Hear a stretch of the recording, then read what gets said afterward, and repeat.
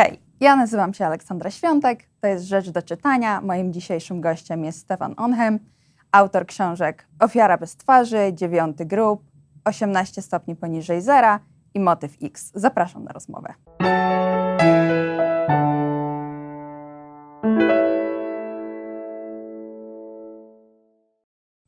So, Stefan, it's really nice to have you here. It's nice to be here, Alex. Sure. So, let's start with, you started writing as a screenwriter, right? And then you made a switch to writing books. So, Yes. how was the transition like for you?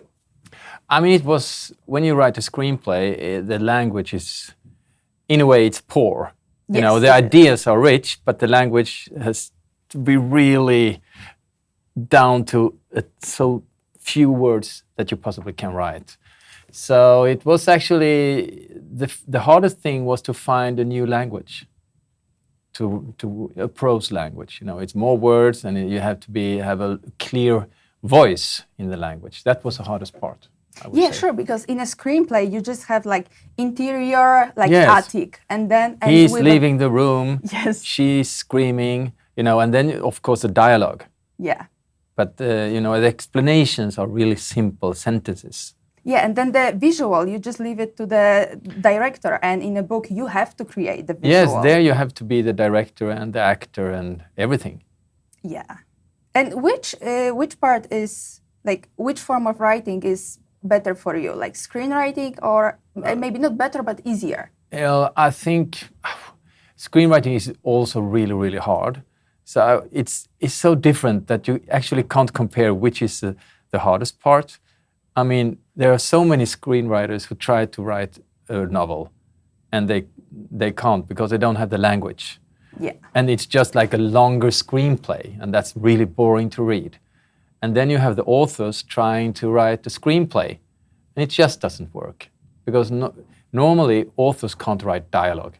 They never heard their lines on the cinema, you know, which is quite, you have a lot of dialogue in the books, in the novels, but no one talks like that. Yeah, sure. And could you give us an update on your books being made into movies, like adapted to like the big screen? Yeah, they're working now at Nordisk Film, Scandinavia's biggest production company. So they have the rights for it, and they work with a television series. Oh, so it's going to be a TV series. That's the plan. It's not green-lighted yet. They have two screenwriters working really much right now on it, and we'll see. But the plan is to have one season, 8 episodes per book. Oh, Instead of just having, you know, you adapt one book and you have to take away the most part, expand one book.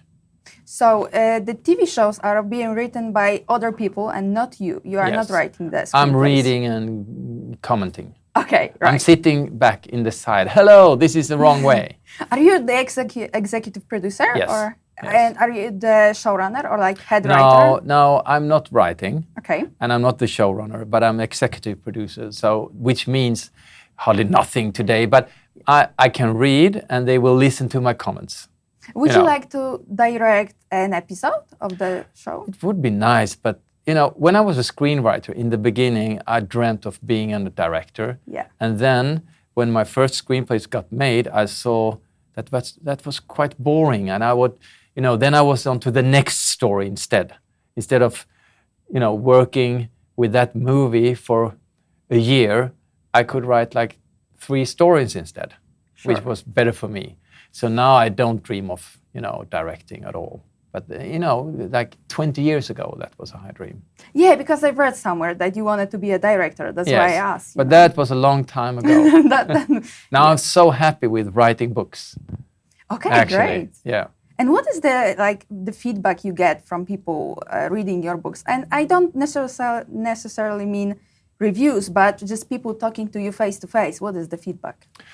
I would say from people who like it, they say, and they read a lot of crime novels, they say that it was like when they read their first crime novel ever, which is, I mean, the best thing I can hear.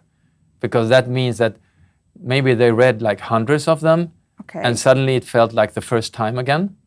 And that's what my goal is, actually, to have the reader not knowing where is this going, you know. Yeah, that's the best with crime thrillers and mystery, you know. Yeah. So, and I have to tell you, the idea in Motyw X, or maybe in Polish Motyw X, the idea of the serial killer who doesn't have a pattern was very refreshing to me, because you see that in so many movies and books, which also are very entertaining. But the idea of the serial killer who doesn't have a pattern, who's like every kill is different, is very, like, it's very creative to get into the mindset of a serial killer who has to dream those very different scenarios, right? Yes. And was it your intention when you were writing to flip the idea of your regular serial killer with a pattern? Yeah, I mean, that's actually the whole idea of the whole series with Fabian Risk. That is my goal, actually, can I do this thing differently compared to all the other ones? Yeah. And can I find something interesting there? For Motyw X, it was actually a truth that all the policemen, all the crime authors, they always say that behind every killing, there's always a motive. And so the search is always, you know, they try to find the motive, the right motive, and then they will find the killer. You know, that's how everyone goes. And normally that's how it works. And I just thought, what if there isn't any motive? What if it's all random? How will the police then work? Now, how will they find other motives? Will they find the wrong killers? What will happen? And that's, for me, that was really interesting. Yeah, because when you don't have a pattern, you have so many different killings, and you can have so many different killers. Yes. But it's the one. Yes. At the end, of course. Exactly.